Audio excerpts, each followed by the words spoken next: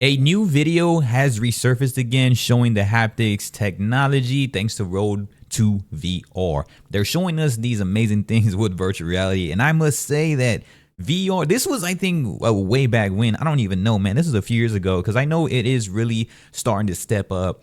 And I know full body tracking in terms of being a standalone is almost on the way also, which is insane when you think about virtual reality. Now, virtual reality did have a successful launch of Assassin's Creed, Quest 3 being that exclusive notion. And the last time we really got like a full exclusive launch like that was AAA, was Resident Evil 4. But that was known more as like a port because it did have a lot of flat screen stuff, maybe like a watered down mod, just because Resident Evil 4 had flat screen type scenes, and then you finally got your gameplay. But it was still really good, and it was unheard of from a Quest standalone virtual reality system platform. Quest 3 giving us this Assassin's Creed now has made it an evolving notion. Slime VR also has the full body tracking, the full body pose estimation, which means that you can do full body tracking without necessarily having all of this equipment. Now that's coming around soon. I know Sony's working on their own type of thing also that we have shared on this channel. So if you're interested in stuff like that, make sure you're hitting us up with that thumbs up, subscribe. I appreciate y'all. But when we see this type of technology, especially it actually, Road to VR just recently reposting this, I feel that they believe that they are taking a huge step forward with these haptic gloves and just to be able to feel in VR. Now, it does look a little excessive. This is a lot of equipment to be utilizing, especially for somebody like me who actually jumps in virtual reality solely and purely just to have a standalone experience. This does take a lot of money spent, a lot of equipment, a lot of connectivity, a lot of any minor thing that goes wrong can ruin the whole experiment when you dabble into things like this, which is why it's huge when they show us these types of videos that are actually successful. Now, we don't know what they feel. We usually don't know what VR people are actually feeling in the immersion. And so that's kind of a downfall also with virtual reality, is that what we feel you all don't see as viewers, and so you have to experience VR yourself in order to really understand what's being presented at times. And that has been the main attribution for VR. Can we get people, the general population, jumping in to get immersed with us? And I have pitched later before a long time ago, just all about like, how can we get consumers who are watching us like on Twitch or TikTok live, how can we get them to jump in the immersive experience? And I think a very great example would be maybe have their own mini standalone headset or have like a Quest 3 Lite and have them tap into VR with us, but kind of not really like as expensive technology, more like how you would do it as a movie theater with 3D glasses. Twitch kind of gives you a warning like, hey, put on your 3D glasses as you're entering a VR realm, or TikTok Live will be like, hey, you're entering a VR realm, like toggle this on so that you can put on your headset and kind of feel and see the immersive world that they're feeling. We need something like that, which is next level technology and a next level thought process, but which why it goes to how far VR is expanding for all of this. VR is expanding very far when it comes to immersion, but it goes a narrow route with this, right? This goes all the way back to gloves. This goes all the way back to treadmills.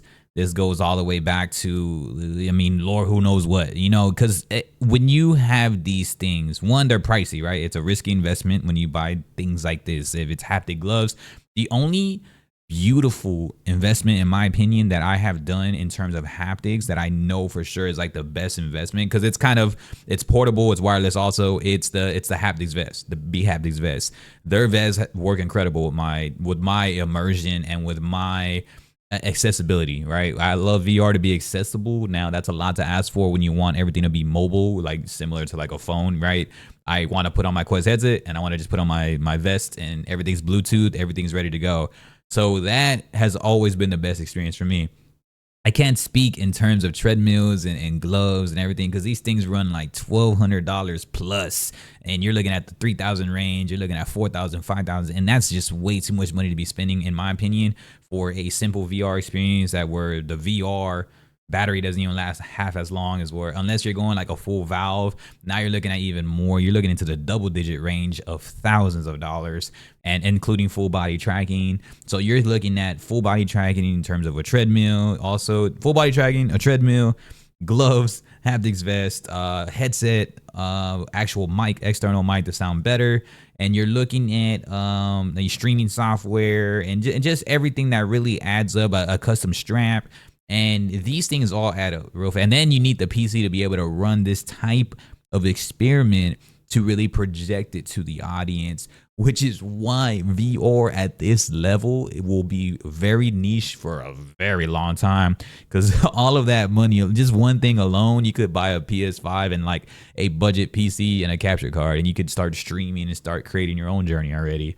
And which is why it is cool, right? It is very exotic, this type of equipment, and why people do blow up like on TikTok and go viral, because when you see somebody on a treadmill floating around or swimming on a treadmill, of course that looks so different and so foreign to what we're used to seeing. And you're thinking about, everybody always usually comments like Ready Player One in real life, and that's a great thing. And so the thing is with VR, like what I said, it does kind of go narrow to where we needed to go a little bit more in depth on certain attributions. And I feel these gloves right here that they're showing, this is more of an in-depth experiment that looks a lot better. Usually VR is known to be gimmicky, and rightfully so. It is gimmicky at times, because me being a VR creator, I also tap into a lot of VR stuff that I'm just like, nah, this is not a one and done deal. This game's hot trash. And there are a lot of games that are hot trash in VR. Don't let anybody try to convince you otherwise. There are some terrible games and experiences in VR, but there's also a lot of gems. And what they're charging for VR games, they're charging us full price now. Assassin's Creed is $40. It's almost at like a console price. Console's like what, like 60 or 70? And that was a great launch. I think that should be the actual echelon, maybe the most capped out at $40 for a VR game right now, especially a standalone VR. Again, it's more of a mobile experience still. Quest 3 is evolving, but it's not giving us that next level situation still. But they look a lot better now, trust me. I did do a video on that, so make sure y'all checking out that. I covered that previously before this video. Gloves going in depth on research is exactly what we need to continuously improve, so that we can hone that experience and know like anything to feel like social interaction is so cool. That's why I will always love VR chat. Now, as long as you're doing it the right way, like stay away from all the bullshit that's on VR chat.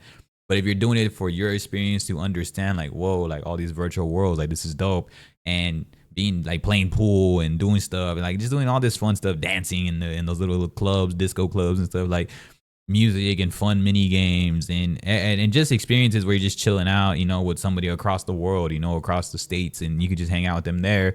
It kind of relates that, you know, other than just having like a hologram or mixed reality around you, I think that creates the full-on experience of like, yes, this is how we feel in emotion and virtual reality.